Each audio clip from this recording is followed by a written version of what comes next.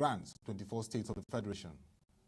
The states were considered eligible for the results they achieved in 2018 under the performance-based grant component of the World Bank-assisted State Fiscal Transparency, Accountability, and Sustainability Program for results. The grant is financed with a loan of $750 from the International Development Assistance, IDA, a member of the World Bank Group. The Minister of Finance, Budget and National Planning, Mrs. Zainab Ahmed, in a statement explained that the disbursement followed the participation of 24 eligible states in the recent annual performance assessment. The assessment was done by the Office of the Auditor General for the Federation as the independent verification agent in the collaboration with the third-party firm JK Consulting and the SFTAS Program Coordination Unit. Mrs. Ahmed explained that the SFTAS program was established by the federal government with a loan of $750 million to support states through the provision of the performance-based grant of $700 million. In addition, a technical assistance worth $50 million was also factored into the grant to enhance their capacity to achieve the disbursement-linked indicators. Yesterday in Abuja, the DLIS are derived from the country's 22-point fiscal sustainability plan and the 14 open government partnership commitments aimed at strengthening fiscal, transparency, accountability, and sustainability across the states of the Federation. We continue our conversation today on the Economy and Politics show as we look at COVID-19, and today we'll be discussing reinventing the Nigerian economy. With me today is an economist, a businessman, a prolific writer, and a politician, Mr. Tope Fasua, CEO of Global Analytics.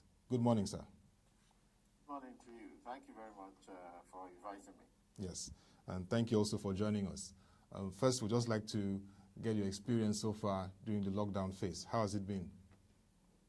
Well, it's not been very palatable because, those of us in our prime, we are used to being very active, moving around, meeting with people and all of that.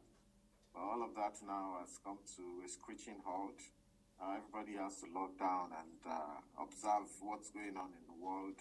And also, what I try to do, I try to learn a language. I caught up on some of my PhD work as well. And I've also been doing a lot of writing in the economic space of Nigeria to see how we can get out of this. So it's also been pretty much productive for me. Okay, very productive and nice to hear you're still pushing on your PhD program and even writing. Yeah. I also know that you were a politician. You also contested for the 2019 presidential election as the candidate for the Abundance National Renewal Party, NRP. So let's take you on in terms of the current fiscal policy response to COVID-19 in Nigeria.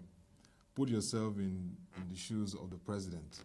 What approach would you have taken if this was in your table to address? Right. Let me say that the president has not done too badly, especially given the fact that, he hasn't addressed Nigerians so as often as some other presidents, but I think he has managed to cover the critical areas. He has shown up about twice or thrice, and the last time he showed up, he also showed that they had all of these things under review.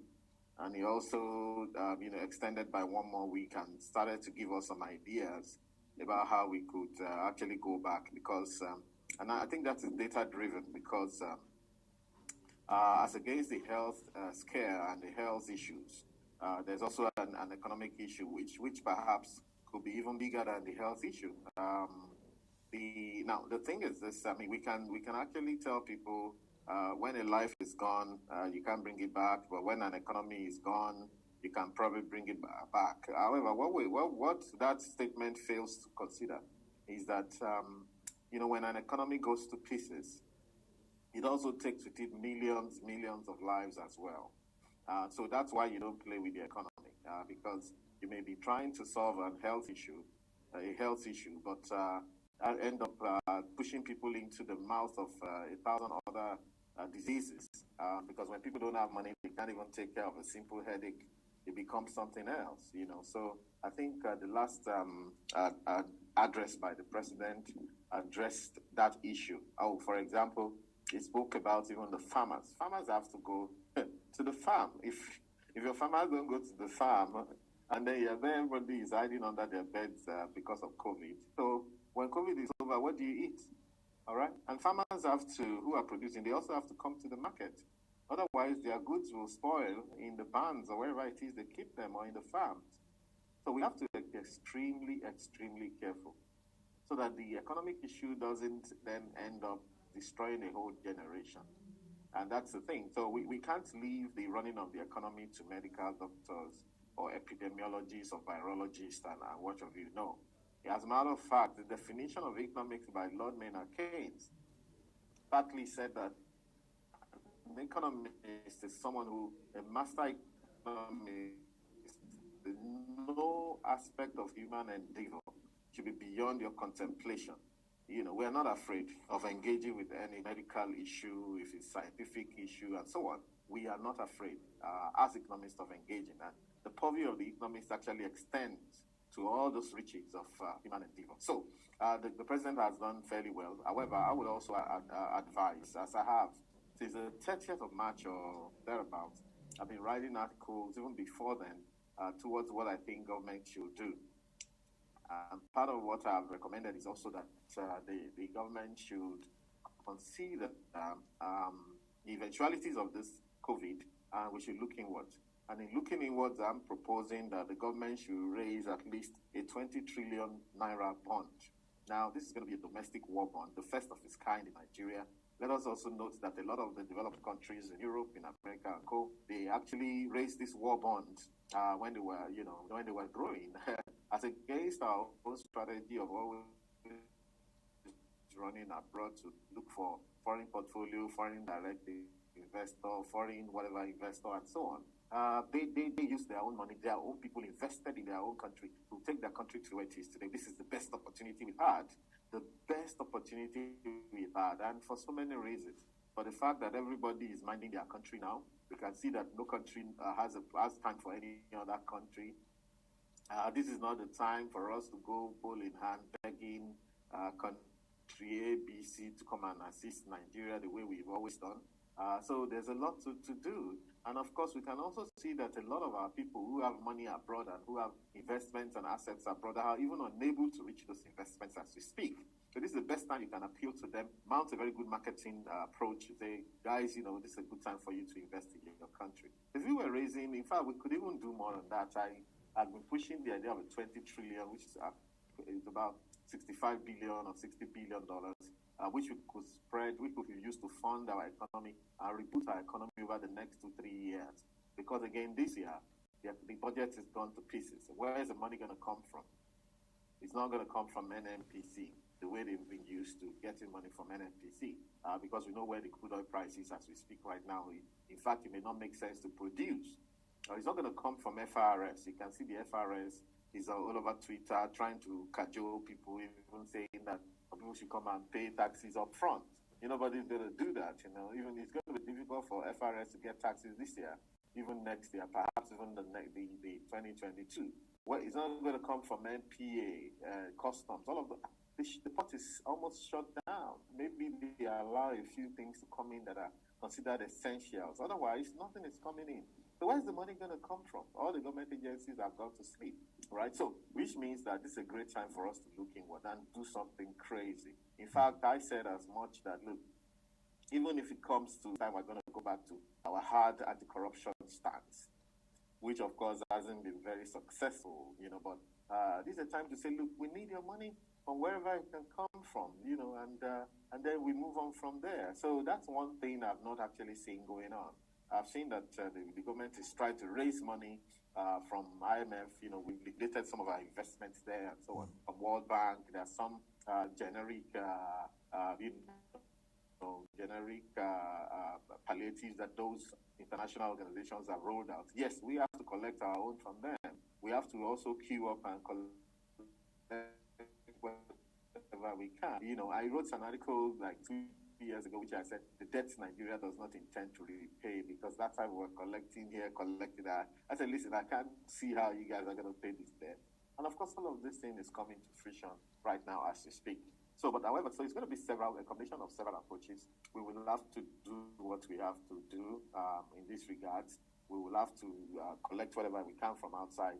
But the big thing we haven't done for now is that we have not actually looked inwards, and we have not taken a very bold, unprecedented step. And listen, this is also the only way we can save the Naira. I've seen a few videos online and on WhatsApp and so on where people are saying, oh, everybody should move into the dollar. The Naira is going to be as worthless as Zimbabwe currency and so on. Though they were kind of half-baked, because I didn't see the basis on which whoever was saying that, apart from the fact that, look, every other nation can panic. Every nation can panic and move into the dollar, which is known as the global reserve currency. And every nation can panic, and people can start to short their low flow, given the fact that Nigeria as a country we are not particularly known to be very patriotic. We are not very, very united and what have we. But the government can be smart in getting people to invest into a domestic bond of such magnitude. What you're doing is you are buying them in, you are tying them into the Nigerian currency, into the Nigerian economy. You're doing something that will make them have a stake in the Nigerian economy, such that people will not be thinking about shorting. If you're shorting the Naira, when you have Naira investment, and we can actually do a lot, in comparison with countries in Europe, like the United Kingdom, for example, where rates is doing about 0.25% or less, they can't even raise money locally because there's no incentive there. The only reason why a British person will invest in a bond issued by the government of Britain is simply patriotism right now. You say, okay, listen, let's just have money there, safety, patriotism, that's it. But Nigeria can afford to give up to 10, 13, 14% in a time like this. Something that's above inflation rate. For now, in the next 3 years, we're going to be like driving down inflation, such that whatever investment you're doing with this Nigerian bond will still pay off. So it's something we should be tying people into a 5 year, 10 years, 15, 20 years kind of situation bond. And we can afford to give good rates to them. So these are some of the ideas. A lot more in the space. Oh, very bold idea. I'll still come to this 20 trillion naira domestic bond. In terms of specifically, what sectors would you be looking at? Because we also need to look at repositioning the economy to the place of productivity. We've been consumptive for a long time, and we have to see how it ties to the productivity of our nation.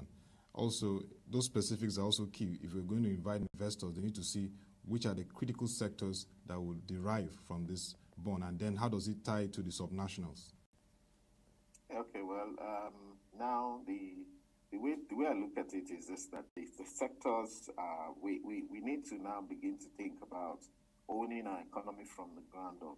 Now, according to those who believe in a concept called disaster capitalism, which Milton Friedman, before he died, pushed some of those ideas. And if you looked at what happened in Hurricane Katrina in Louisiana, they used that opportunity to move into some of the moribund derelict school system, and they were able to bring in charter schools into Louisiana. And he said then that something that they couldn't achieve for 100 years was achieved for them by that disaster. Whereas I don't believe in all of his ideas. I think he promotes the concept of money, capital, and all of that too much. I think I prefer a more balanced and pragmatic approach to economics. However, but what he has said is true. Look, a lot of countries are going to reposition themselves as a result of COVID. Nigeria should not waste the opportunity. Mr. Churchill did say that you never should let a crisis go to waste. This is a great opportunity for us. As a matter of fact, I say now that the Chinese and the Westerners have kind of left us to our own devices for now, it's a good time for us to all stand over the economic map of this country and encourage our youth and our entrepreneurs to take position in different areas. So that by the time globalization comes back, and it's going to come back with a vengeance, okay? When globalization seems to be on leave now, you can see that global logistics are snarled up. Countries are basically facing themselves. People are deporting people from other countries. Nobody is letting anybody come into their country and so on. These are the foundations of globalization. All of that has gone now. So what do we do in the interim? So it's a good thing for us as well, because now is the time for us to think properly about our economy. I know that look, we are the only ones that can save ourselves. So which sectors? I would say first of all, many people think that the new economy, of course, is going to emphasize technology and all of that, which is true. However, look, we must not make the mistakes we've always made, neglecting a larger proportion of our economy, 80-90% of our economy, to chase the siren song, the one that looks like is the reigning thing, So whereas we're going to go into an economy run by artificial intelligence and what have you, and everything is run by technology, and technology has capacity to a large extent to deliver to large groups and so on. However, we are going to be leaving 70% of our people behind. 70% of our people who are living below poverty, and which technology may not be able to assist them, get out of that poverty, or at least include them. All right, so we have to think of inclusivity. Now, so what I'm saying is that we have to start from the ground up. This is a great opportunity for us to reposition our health sector. What are we doing? I've had the issue to quarrel with the approach to this COVID, to the extent that, what we see GTB is assisting to build a very nice, 200-bed facility in Lagos. This bank is doing this guys are doing that. But we're not seeing anything going on at the primary healthcare sector. So the primary healthcare centers in those villages, nobody's talking about them. And yet we know that this disease, no matter what, this is a virus. You can't catch a virus. You can't even see it. There's no time that it not become community transferred. What provisions do we have? Who's going to move from the village to go to those GTB bank nice place in Lagos? If they get there, how many ventilators do we have? Who's going to connect a poor man to a ventilator when a billionaire is waiting to get on it? So look at that. So we haven't actually made any provision. So we have not transformed our health sector as a result of this crisis. Neither have we transformed our environmental sector. If you go to look at the United Nations rapporteur on housing sector was in Nigeria about 6 months ago. When she left, she did a report and said this was the worst scenario she had seen in the world. 70% of Nigerians live in ghettos. And look, I mean, you live in Mushi in Lagos, you live in a ghetto. That's the truth. Even though some parts of Mushi are fairly well organized, the part close to Ladipo and all of that, they're fairly well organized, but it's still a ghetto, whether you like it or not. Not to talk of the people. I live here in Abuja. Around us here, there are ghettos. Around my town, everywhere in Abuja, there are more than 200 ghettos in this Abuja where we live. Those are the places that the woman went to and saw that, wow, this is where Nigerians call her from. So we have not made the environment where they live even better. Go to Ajegunle and Lagos. Go to everywhere. So let's think in terms of health sector. What investments can we get into the health sector to ensure that we're ready? If we need more, even brick and mortar, all right, we're still going to forget about that drones can deliver medicine. Drones may not be able to deliver to places where your internet doesn't even work, all right, or you don't know how to find people's addresses. All right, places where, of course, we know many places where there are no roads to even get to those places. Yeah, drones may work, but to a certain extent, what we want is to increase the capacity and the productivity of the people in those areas by building infrastructure. For now, listen, if the world is even... we're going into a world where people are supposed to be working from home. All of us are working from home now and so on. Yeah. All right? But listen, that means that they're looking at the world that people won't even get on trains anymore. People won't get on buses anymore. People won't need office spaces anymore and all of that. But who told us that our economy is at that level where we should join them? There's nothing wrong in making use of what the world is discarding. So if the world doesn't need trains, we still need trains. If the world doesn't need buses and whatever, if it's produced there in Nigeria, we still need buses. So let's bring up the rear. There's nothing wrong with bringing up the rear. So investments have to go into health sector, whether to build new hospitals or to equip them or to refurbish them or to take them to standard. Investments need to go into environmental sector, whether in terms of recycling or making our environment cleaner.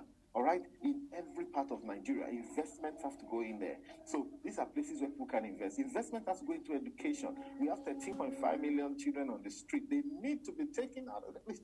Those are our best. That is the only capital we have in Nigeria. Those human beings. So we need to build schools. It's not. You can't tell them, okay, yeah, but let them be learning through their phones when they don't even have phones. All right, so now we have to take them back to school. You can see that this is a great opportunity for us to go back to the basis of this economy, to go back to the foundations of this economy. And let me tell you what, we are the only ones that will invest in those sectors. If the government is wise, they have to make a move right now to ensure we are the ones that get to invest in those places. And not only that, even things like water, building water systems and so on. I learned the other day that there's no state in Nigeria where the water systems work. I don't know what has happened to all the water corporations and so on. So if the private sector can get involved, this is the time to get involved. Equally, things like security. So if we can fix the very foundation of the economy, it will be easy to scale up from where we are. Even things like the energy sector. I had offered an idea when I was campaigning that, look, what we have is our human capital. And, we have a problem with the energy sector. Every time we're going to Siemens in Germany and going to General Electric in America, and look at where we are today. Look at where we are today. Year 2020, in Abuja here, they take light everywhere. Look, they can't cope. And why? Because when the infrastructure we have in place, people continue to build. People will build mansions which they want to sell, estates they're selling for 150 million naira a pop, 200 million naira. You build those things and then you go and connect to national grid. When Obasanjo was president here, I wrote articles at least to the extent that, look, before you approve any of these 150 million estates and whatever, you should part of the prototype should be where is the solar panels on top of them. So that if you can put a 2.5 million or 5 million solar panel on each of those houses, you can go ahead and sell, or whether it's solar or whatever it is you want to put. That will not put pressure. What is selfishness on the part of it? I won't even call it selfishness. I think it's just plain old myopia that would make people who have money want to grab some of the resources that should go to the poorer people, and because they don't think that they should make any sacrifice. And look, this is where we are. So what do we do about the energy sector? I said that we should begin to challenge even our students. Now, there are two, you can actually split the whole thing into 2 or 3 places. We need energy, we need simple energy, for those people in the rural sector. In my state where I'm from, in Ondo State, there are parts of that state that hasn't seen light flash like this in the past 6 years. The other time, the boys in the riverine area where the crude oil is in Ondo State, they have to block the road in Ore because of this problem. In some of their towns and little villages, they hadn't seen light flash for the past 10 years. Because the new model we are using, which is shaking now, the idea of privatizing that sector, bringing in electricity, whatever, which unfortunately the politicians sold to themselves, and they thought it was going to be a cash cow. And however, they are finding out that it's a little bit more complicated, and some of them are doing all sorts of things and so on. That model does not cater to the poorest, because it's a model that tries to maximize profit. And when you go to the village where people are not even earning anything, maybe that most they go to the farm and slave away, planting yam, which will germinate in 9 months' time, and how many of those do they get? So at that level, you can't produce for them. So why don't we get our universities and polytechnics and the students in there to challenge themselves and say, yeah, in electrical engineering, electrical electronics, what kind of resources can you lean on? How creative can you be to provide energy for some of those villages near you, on an experimental basis? And that is how countries grow. The Siemens we are going to meet today in Germany, after the Second World War, what happened was engineers who could generate electricity generated for their houses, and then they gave their neighbors, and then they made it a village thing. They gave their villages, and then of course towns were powered, and all of that was combined together into what they call a national grid. Here, what we have is a scenario where we import the plant from the same Siemens, we keep it somewhere in a badge somewhere or something, and then we try to give the national grid and give the power from top down. It will always collapse because we don't even have the expertise to even maintain those structures or to make them work. So the solution, I would think, would be a combination of several things. That we should get our young people involved in creative ideas in that area. We should challenge those who are in universities and polytechnics, to work in groups. All right, we should change the curriculum to something more practical. We should get their professors involved. We should pay them where we need to pay them a little bit of money, token, to encourage some of those projects. Our people, students, young people who have energy, who are in civil engineering and coach, we should begin to see them task little roads around their schools, small or patch, and all. And then in that way, they get something on their CV. So by the time they are finishing, they will say, okay, this is what we're able to do.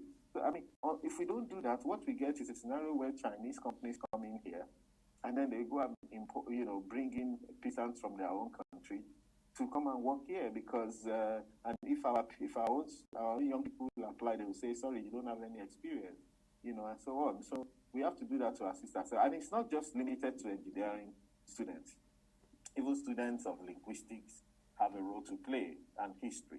For example, who is documenting the history of the small villages of Nigeria? Who has written the history of Abuja? Where is it?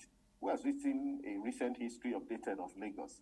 Yeah, all right. So who has documented the languages, the 350 or 500 languages spoken in this country? All right. Where, if they have done that, how come they're not on the internet? Where is the encyclopedia of Yoruba language or Igbo language or Hausa language or Nupe language? We are not taking ourselves serious. Running a country is a philosophical thing, and it's not like cop passing. It's not just about show that we take ourselves serious. Nobody will take us serious. Wow. You've talked very boldly about the 20 trillion naira domestic bond, and you've addressed issues like healthcare, education, energy, transportation as critical areas that we should channel this resource to if we accept this bold idea, which I hear you clearly, and I think that's very interesting, which is also very critical in a time like this. But reinventing an economy also has to do with governance, and we are hearing from the government that the presidency is considering now to implement the Oronsaye report. That is going to the approval has been given for it to be implemented, because government also has to reposition itself for an economy that works for everyone. How critical is this to Nigeria at this point? Well, of course, we have to wait until such a time as this, where we have no choices anymore, before we make that bold step. I actually have that report, and I've worked on it in a group myself with some experts in government as well. The Oronsaye report is not going to be that easy to implement, and I hope they implement properly. Okay. The Oronsaye report itself was flawed in some ways. For example, I remember when we were working on it, we got to Nigeria Bureau for Statistics, and the Bureau for Statistics had 2,100 staff. And the Oronsaye report said, look, what do they need all of these numbers for? They should sack out from them or something. And I was like, what are you talking about? How do you plan without a number? How authentic are the numbers we're getting? We know that Nigerian statistics, from GDP to population to interest rate and all of that, to inflation rate and what have you, many times are tainted with politics. All right? We don't actually know how many Nigerians there are. We don't know how much business is being done in different areas. Now, Nigeria has about 9,000 to 10,000 wards, which are under local governments in Nigeria. And each ward is made up of, on the average, about 10 villages. What is wrong with having 2 or 3 people employed by the statistical agency in each of those places? United Kingdom has 3,500 people employed in their statistics, Office of National Statistics, ONS. Yes, and that's 3,500 the last time I checked. And there are only 60 million people in that country. And this is a country where the people are used to giving information to government. We live in a country where people will not readily give information to government. Even where they can, they will falsify the figures. So that means you need more people here. So I wish that they would actually be very careful how they implement it. You see, we know what the issues are. Number one is that even in the public sector, a lot of them are suffering, right? But we know that there's this dichotomy between what they call public service and civil service and all of that. There are places in the public service where I don't know how they manage to get those kind of pay for themselves. They earn a lot more than those guys in the private sector. All right, and for some reason they've just made themselves into some sort of elite score. However, that hasn't also stopped corruption from going on in those places. Is the government going to be bold enough to challenge that reality? And look, but because in the core civil service, the highest pay, I don't know if they've increased it now, but I haven't heard that they increased it. What the highest pay that the topmost director, grade level 17, step 9, can earn is 5.4 million per annum. Okay, so 5.4 million per annum before taxes. That is less than 400,000 naira after taxes, or maybe 450,000 naira. And this is someone that has worked for 32 years, all right? Before you get to that level of director, step 9, grade level 17, step 9. So now you say that man should not be corrupt, that he's earning 400,000 after working for 32 years. How is he able to send his children to Harvard and Yale? Because all of them have their children in all of those top schools. You see where the issue is. So, well, it's good to say the public sector is overbloated. It is overbloated in a funny way. But in another perspective, we don't even have a public service. It is overbloated because we have too many people pushing files in secretariat, whether state secretariat or federal secretariat or local government secretariat, pushing files, doing nothing. Their work is not at that level. The work that the civil service needs to do for this country is not at the level of secretariat pushing files and asking for bribes. That is not the work we need from them. We need them to be engaging at the village level. For example, actually, we still need more people. Listen, 13.5 million children out of school, we need teachers, right? We could get to 500,000 teachers in this country today. Even, let's scale it down, maybe 200,000 teachers to engage with that. We need teachers. We need more people in security service. We have one of the lowest ratio of police to human beings in the world. And, according to Police Service Commission themselves, then half of what is left is busy carrying bags and guarding big men up and down. What is the provision for? And those people who are being guarded, if they pay money, the money goes into the pockets of the police big men. It's unaccounted for. That's supposed to be an income-generating area for government. You say, listen, you think that you're important enough to be guarded by police, make a payment through TSA of 200,000 naira every month. And out of that 200,000, we can take 80,000 naira and pay that policeman that's following you up and now. The rest goes into a pause that for security. We need that we can employ a lot more people as policemen in this country. If you go to countries that work, they work because they're well policed. That is how tourism and all of that can thrive. All right, so we look at all of that. So we can employ a lot more people. But what we need to do with the civil services, we have to find a way of moving people from those secretariats and from those redundancies and getting them to work in the villages where we need them. We need them to work in the villages as teachers, as security people, as mobilization people. We need a MAMSA. We need a MAMSA back again. Mass mobilization. This country has never been so disunited. We have youth of 20 years old, 22 years old, 18 years old out there on Twitter, cussing people out on the basis of tribe over things that they don't know. We have people, talking about they want their own republic and all of that. Because the government has never spoken about the unity of this country beyond clinking glasses, celebrating and backslapping over mediocre achievements. So we can actually reorganize this country. As a matter of fact, I did studies on that. And I found out that in a place like the Scandinavian countries, the ratio of people who work, of people who work in the civil service is embarrassing. 30 to 35% of every worker in Norway, in Finland, in Sweden, in Denmark, and co, they work for government. Working for government is not just about sitting around and whatever.